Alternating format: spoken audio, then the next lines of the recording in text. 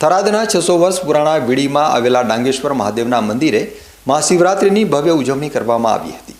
મહાશિવરાત્રિ દરમિયાન ડાંગેશ્વર અને જાગેશ્વર મંદિરે યજ્ઞ યોજવામાં આવ્યો હતો, જેમાં દેવોના દેવ મહાદેવના ભક્તો દ્વારા પૂજા અર્ચના કરવામાં આવી હતી, જેમાં ભક્તોએ વહેલી સવારે દૂધથી અભિષેક, દહીંથી અભિષેક, જળાભિષેક કરવામાં આવ્યો હતો અને ધતુરાના ફૂલ સહિતના વિવિધ ફૂલોથી સુશોભિત ભગવાનના શિવાલયને શણગાર કરવામાં આવ્યો હતો।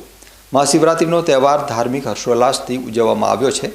થરાદ પંથકમાં આવેલા દરેક શિવાલયો દિવસભર બમ બમ ભોલેના નાદથી ગુંજી ઉઠ્યા હતા।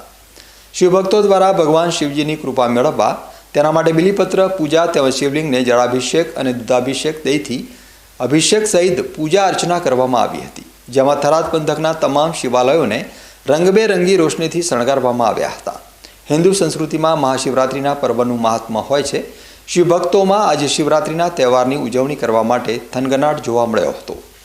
શિવરાત્રિ થરાદ જાગેશ્વર મહાદેવ ખાતે મોટો ઉત્સવ મનાવવામાં આવે છે અને શિવરાત્રિ ત્યારે મેળા જેવું વાતાવરણ હોય છે। હજારોની સંખ્યામાં લોકો દર્શન કરવા આવે છે। ફરાળનો પ્રોગ્રામ હોય છે, હજારો માણસો ફરાળ લે છે।